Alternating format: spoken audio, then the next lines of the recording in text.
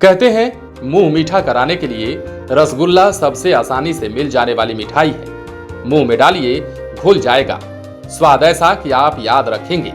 छेना और चाशनी का सबसे शानदार मिलन जिस रसगुल्ले में होता है वो सबसे बेहतरीन रसगुल्ला माना जाता है। आज हम बात कर रहे हैं रसगुल्लों के सिटी की, यानी सिटी ऑफ रसगुल्ला। आपने अनेक शहरों में अनेक प्रकार के रसगुल्ले खाए होंगे। कई शहरों के रसगुल्ले पसंद आए होंगे और कई के नहीं आए होंगे। आज आपको बताने जा रहे हैं एक ऐसे शहर के बारे में जहां का रसगुल्ला बेहद फेमस है। लोग इसे सिटी ऑफ रसगुल्ला भी कहते हैं। ठीक समझा आपने, हम बढ़हिया की ही बात कर रहे हैं। यूं तो बढ़हिया अपनी प्रतिक्रिया के लिए जाना जाता है, लेकिन यहाँ का मिठाई उद्योग जबरदस्त है। कोई भी सीजन हो, यहाँ के रसगुल्लों की डिमांड कभी कम नहीं होती। अब आप पूछेंगे कि बढ़हिया के रसगुल्लों की खासियत क्या है, तो चलिए, बढ़हिया के रसगुल्ले कई मामले में बेहतरीन होते हैं। नंबर 1, बढ़हिया के रसगुल्लों का रेट कम होता है। बाकी शहरों में आपको 150 रुपए पर केजी से कम में रसगुल्ला मिलेगा ही नहीं। बढ़हिया का रसगुल्ला 1 किलो आपको मात्र 80 रुपए में मिल जाएगा। नंबर 2, इसकी साइज। बढ़हिया के रसगुल्लों की साइज बड़ी होती है। नॉर्मल रसगुल्ले से लगभग 2.5 गुना बड़ी एक पीस खा ले तो दूसरे पीस के लिए आपको हिम्मत जुटानी पड़ेगी। Number 3, quality. बढ़हिया के रसगुल्लों की क्वालिटी फैंटास्टिक होती है। इसमें इस्तेमाल होने वाला छेना 1 नंबर का होता है। फिर चाशनी के लिए जो चीनी इसमें मिलाई जाती है वो भी उम्दा क्वालिटी की होती है।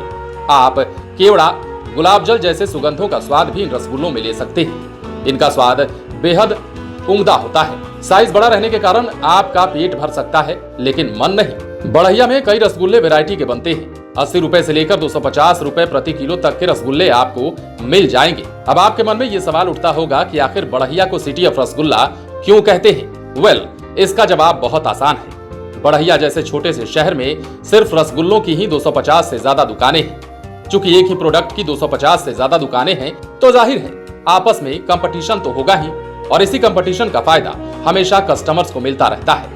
कस्टमर्स को फायदा ये मिलता है कि वो सस्ते रेट में बेहतरीन मिठाइयां ले लेते हैं। और मान लें कि इन 250 दुकानों में से हर दुकान में मोटा मोटी 1 क्विंटल से लेकर 3 क्विंटल तक रसगुल्ले का कारोबार प्रतिदिन होता है। एक बात आपको और बता दें, बढ़हिया में जो रसगुल्ला तैयार किया जाता है उसमें रत्ती भर भी मैदे का इस्तेमाल नहीं होता। जो छेना बनता है वो एकदम शुद्ध होता है। छेना की कोई कमी इसलिए नहीं होती क्योंकि इलाके में दूध की कोई कमी नहीं है। हजारों पशुधन हैं जिनके दम पर दूध की सप्लाई लगातार होती रहती है।